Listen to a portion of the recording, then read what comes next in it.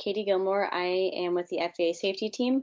We are a group of pilots who are volunteers to help talk with folks out in the community about drones, drone safety, what drones can do, and help ensure that everybody's having a good time and doing it safely. So this is the first ever National Drone Safety Awareness Week through the FAA.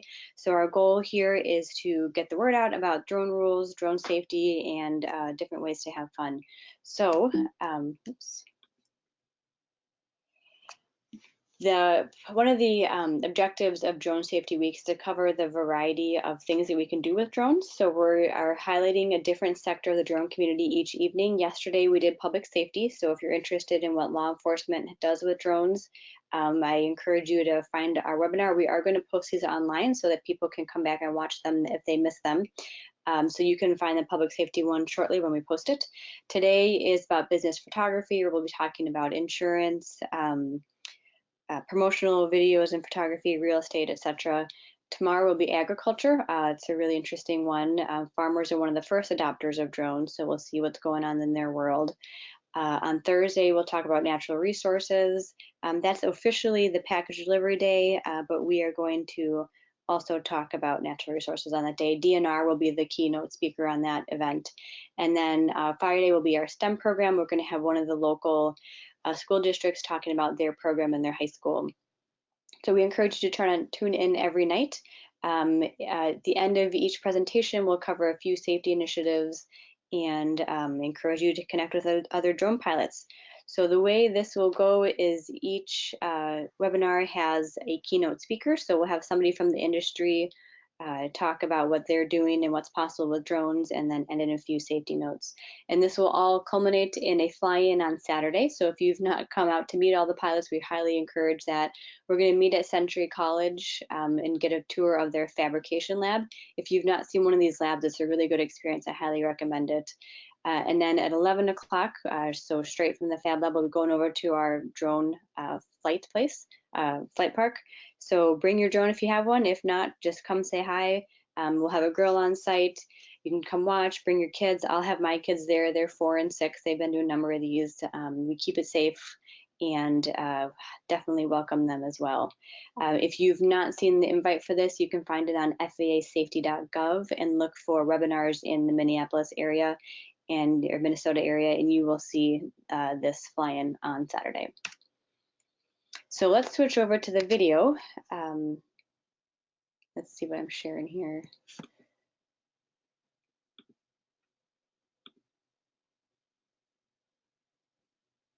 And we'll get started. So once the video is over, we do have Greg online with us, who is our videography expert tonight, and he will be here to answer any questions that you have. Hello and welcome to this video that is part of the FAA's National Drone Safety Awareness Week initiative. This video looks at business benefits of using licensed insured drone operators with a focus on aerial video, aerial photography for real estate, construction, events, inspections, and insurance, among others. I'm Greg Schulz, an FAA Part 107 with Daylight Waiver and MnDOT licensed insured drone operator. Join me as we take a look at some of the benefits of using drones as well as what they can do for you. Why use drones for your business? Pictures and videos are worth 1,000 words. They add value. You can showcase your property, your product, places, and events. You can capture images. I'm getting a note from somebody that we have no audio. Is anybody else hearing the audio? There's a questions or a chat box. I'm hearing the audio. You're hearing audio? Yep. Audio's working. David, Davis, I'm not sure why you're not hearing audio. It should be coming through. Turn up your sound. If it's still not working, message me again. Including those hard to reach places, saving time, cost, and improve on safety versus legacy techniques of hauling ladders, lift trucks, using helicopters, airplane. Benefits of using drones include aerial images to engage with customers and prospects. As an enabler, providing new viewpoint perspectives of your subject. Time savings, getting more accomplished faster, along with cost savings, less time waiting for costly alternatives, and safety, protecting your business, your event, the people and property, as well as patrons. Some additional things that drones can do for you include, as a land and property developer, giving you that bird's eye view and the surrounding area with property lines. Residential, commercial real estate, show the surrounding community, stand out in a crowd. After all, it's about location, location, location. So show the property and the location. Some more things that drones can do for you include, from property management, show the location, perform management inspections proactively. For events and fundraisers, promotion, outreach, social media participation, marketing, showing the property, showing the product, the people, the places in the particular event. Some other things that drones can do for you, for example, construction and building trades, track and show project progress, market your offering. For insurance and proactive inspections, damage assessment, as well as preventive maintenance. Marketing and social media awareness across different industries and sectors, website content, mailings, blogs, catalog, and other content material. Now that we've looked at why use drones and how they can help your business along with different things that they can do for you, let's take a look at a couple of other things. License, registration, and insurance, please. This is all about promoting safe commercial drone operations. There are different FAA and applicable state licenses. Likewise, there are waivers and airspace authorization, aircraft registrations and markings, as well as liability, bodily and property damage insurance. These are all to protect you, your business, your organization, and your event. What licensed and insured drone operators can do for you includes safe and cost-effective capturing of images, both still photography as well as video. They know the local regulations and airspace issues, how to plan the missions, prepare, conduct the flying, as well as post-production activities. They're also there to protect your business or clients, the property, and people. What it really comes down to, besides safety, time savings, cost savings, is allows you to focus on your business as opposed to doing it yourself. We have looked at what drones can do for you and your business or organizations, as well as different benefits for different industries, for different types of organizations, as well as license, registration, insurance topics. Now let's take a look at some of the things that can be done, and let's hear from some different business and organizations how they've been using licensed insured drone operators. We're going to hear from Joe Widmer, an agent from Metro East Commercial Realty. We're going to hear from Robin Anthony, the Executive Director of the Greater Stillwater Area Chamber of Commerce, as well as Andy Malone, Managing Partner, Stillwater Marine Services. First up, Joe. Hi, my name is Joe Widmer. I'm a commercial agent in the Stillwater market. We do commercial leasing, buying, and selling in the St. Croix Valley. I found it's a competitive market, and I have listings that I need to stand out. One thing in commercial real estate that's really important is location, obviously. And one of the ways I illustrate that better than I think some of my competitors is I get aerial footage from an FAA licensed drone operator. I know it's going to get done right, and I know we're not going to have any incidents that get our property in the news for the wrong reasons. I know they're insured, and I know it's going to get done properly. Thanks, Joe. Let's hear from Joe also about his involvement as a volunteer on different events. Joe? I volunteer for community events. I use my drone operator to put a new spin on a downhill derby event that we've been doing for years and years. This is the first year where we had drone operation that really could show the excitement from start to finish. With that, we had a lot of spectators, and we had police presence. It had to be done right. It had to be legit. I think an amateur would have really, there would have really been issues that they're going to put your event in a bad light. So I was really happy I went with my licensed drone operator on that one. Thanks, Joe, for those great perspectives. Now let's hear from Robin Anthony, Executive Director of the Greater Stillwater Area Chamber of Commerce. Robin? Hi there, I'm Robin Anthony, the Executive Director of the Greater Stillwater Chamber of Commerce. talking to you today about drones and how cool they are. We have adopted them at our community events. Like, we only use licensed and insured professionals. We're really focused on safety here.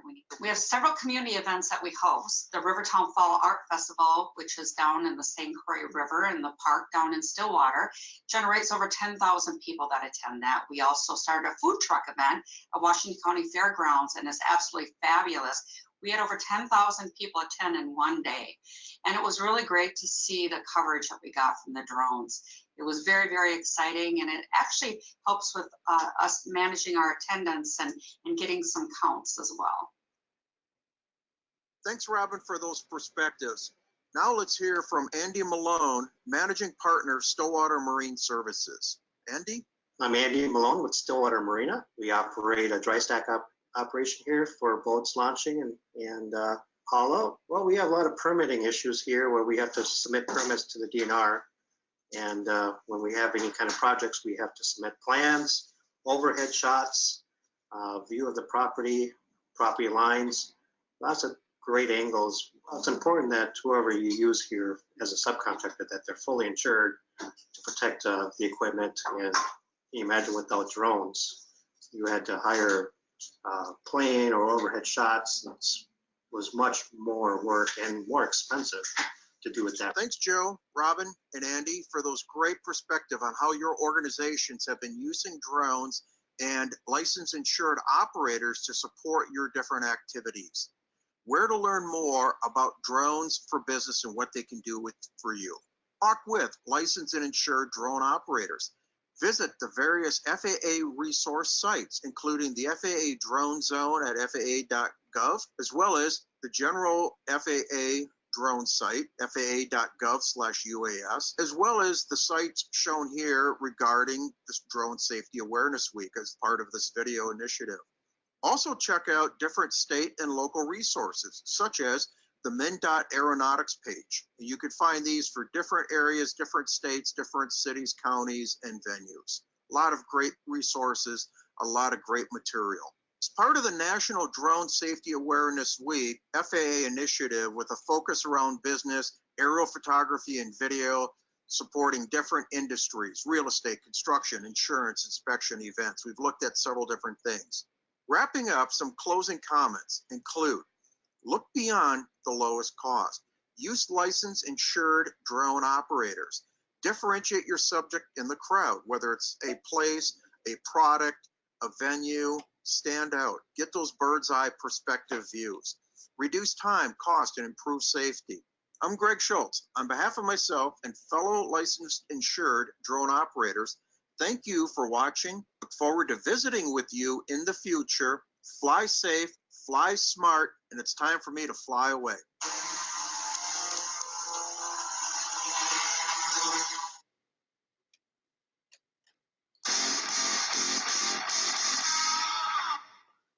Great, thank you. Thanks, Greg. So we are going to switch back to the PowerPoint, do a few closing notes, and then, oh, did I get my presentation taken away? Hang on.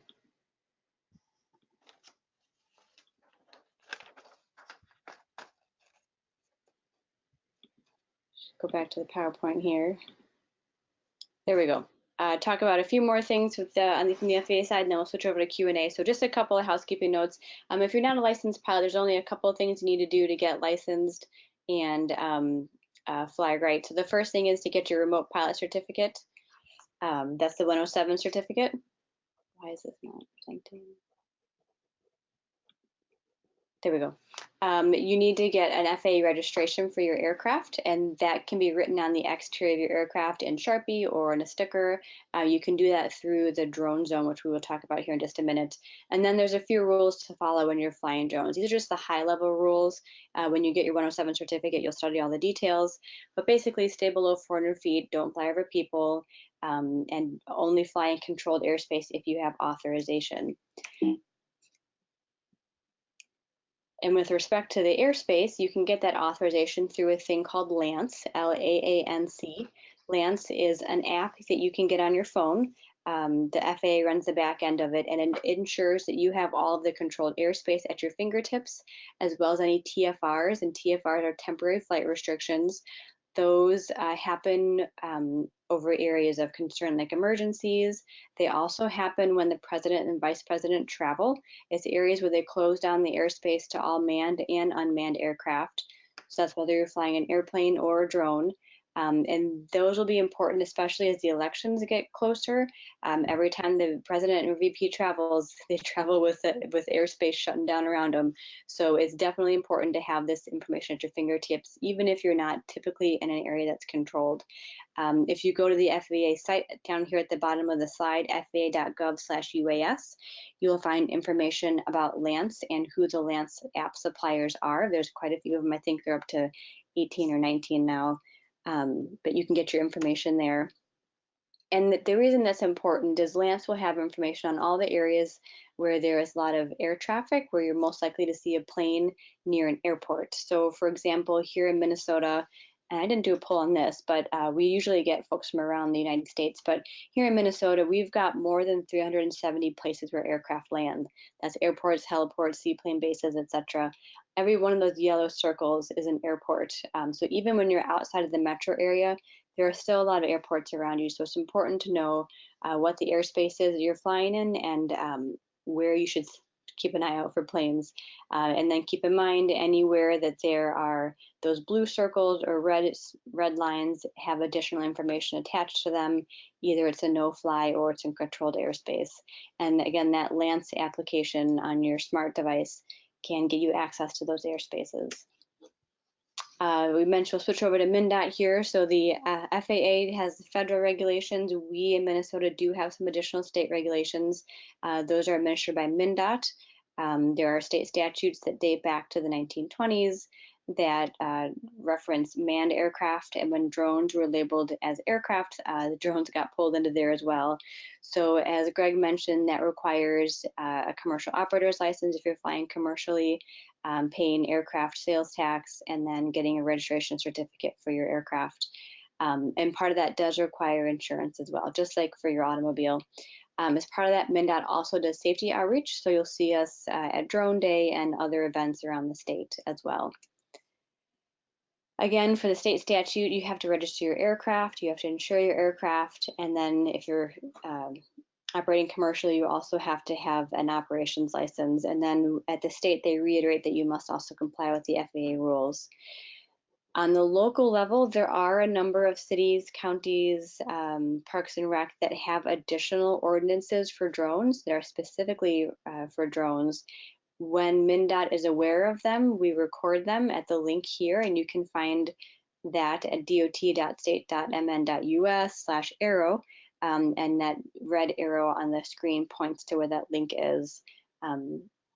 When we know that they're there, we post them there. They're hard to find.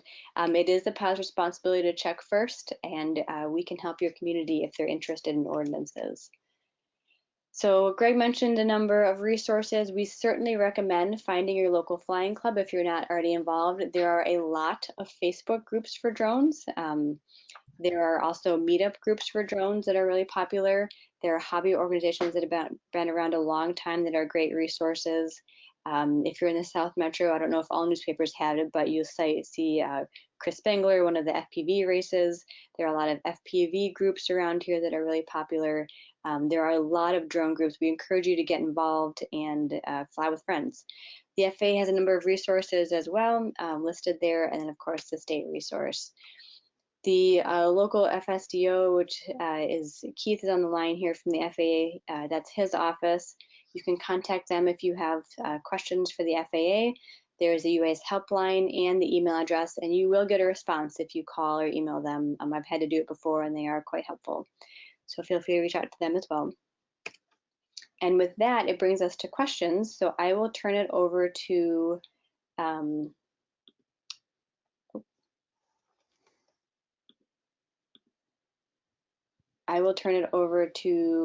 Greg to answer some questions. Hello, everybody.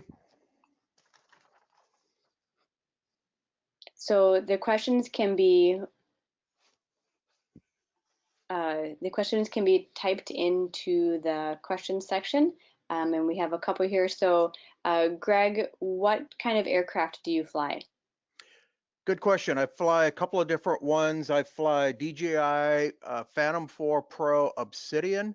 That's my workhorse. I also have DJI Mavic Pro Platinum and some others that are just for fun.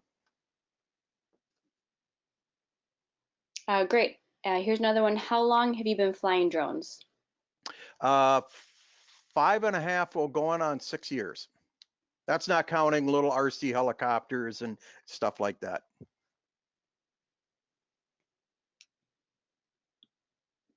Great. Do we have any other questions from the audience here? I've got another one for you. How did you get started flying drones? I needed a distraction. Actually, I was writing a book at the time around information technology, and I needed something just as a distraction. And the drone, I had been interested in flying, and it was just a way to help break through some things. And then all of a sudden, it turned out as, well, geez, I'm doing flying, I'm doing photography, I'm doing video, generating all this data. Where am I going to put it? Well, that happened to be the topic of the book I was writing at the time, all around where do you store all of this data?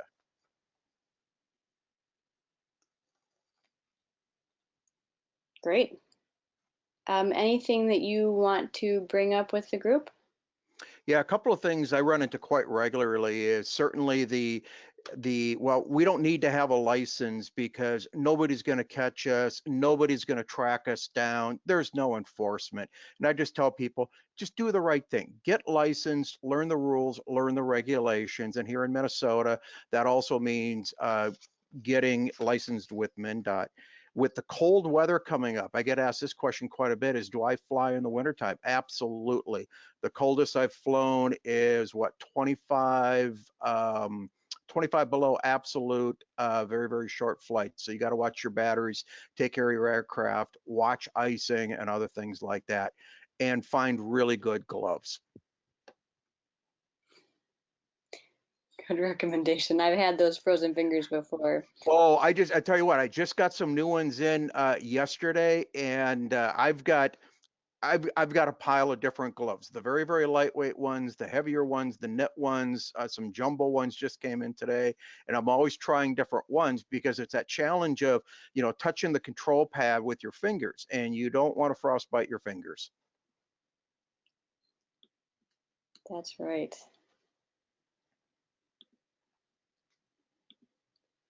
Okay, well, I think we've gotten through all the questions. Do we have anybody else there that has a question in the audience?